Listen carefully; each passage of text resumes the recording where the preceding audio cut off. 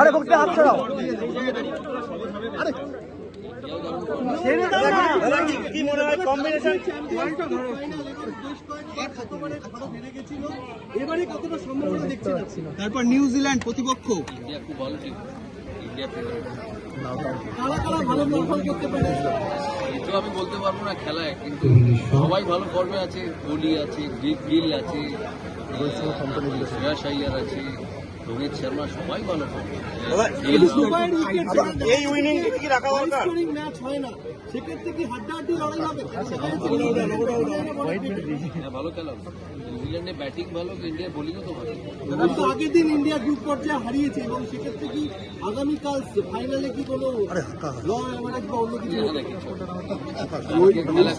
খেলা কালকে ভালো ফর্মে আছে, কে বললো কি মানে ঠিকঠাক সময় অবসর নেওয়া রয়েছে? না, কেন অবসর নেবে? এই তো ওয়ার্ল্ড কাপ জিতলো, এই তো 6 মাস আগে ওয়েস্ট ইন্ডিজে ওয়ার্ল্ড কাপ জিতলো, কেন অবসর নেবে? তোদের অবসর নেয়, পরবর্তীতে কি শুভমন গিলকে দিয়ে দেখা যাবে? জানি না সিলেক্টররা কি ভাবছে, রোহিত শর্মা অবসর কেন নেবে, কথা বলছে কেন? গত কয়েক বছর ধরে নিউজিল্যান্ড বিধ্বংসী ফর্মে রয়েছে, সেটা কি ভারতকে এটা চাপে রাখবে না, কি মনে করছে? ইন্ডিয়া আরো ভালো ফর্মে, India T20 world cup final খেলেছে, 24 টি20 ওয়ার্ল্ড কাপ চ্যাম্পিয়ন হয়েছে, এই টুর্নামেন্টে আনবিটেন। দাদা, যে টিম উইনিং টিম আছে এটাই কি রাখা উচিত, নাকি এটাতে কিছু চেঞ্জ করার প্রয়োজন? বাংলার ঋষভ আর রাহুলকে কি বলবেন? লক্ষ্মী দেখবে, লক্ষ্মী কোচ।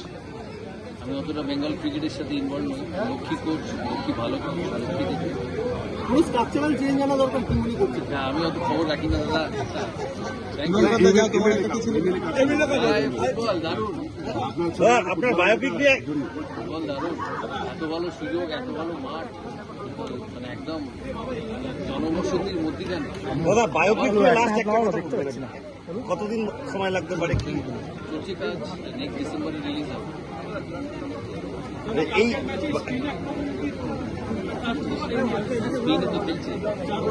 দাদা, একটা বিষয় ঘুরে ফিরে আসছে, এই বায়োপিকে অস্ট্রেলিয়ান বিধ্বংসী ব্যাটিংটাকে দেখা যেতে পারে,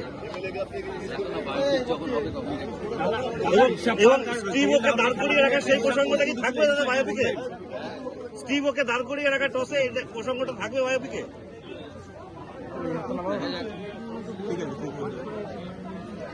ঋষভ পান্ত এবং কে এল রাহুলকে খেলানো নিয়ে একটা বিশাল প্রশ্ন। দুজনেই ভালো, এখন ও খেলছে, পরে ও খেলছে। আপনার কি মনে হয় কে এল রাহুলকে আরো ব্যাটিং লাইনের উপরে নিয়ে আসা উচিত? না, ঠিক আছে, ভালো খেলছে, ইন্ডিয়া জিতছে, এত প্রশ্ন কি আছে? Thank you.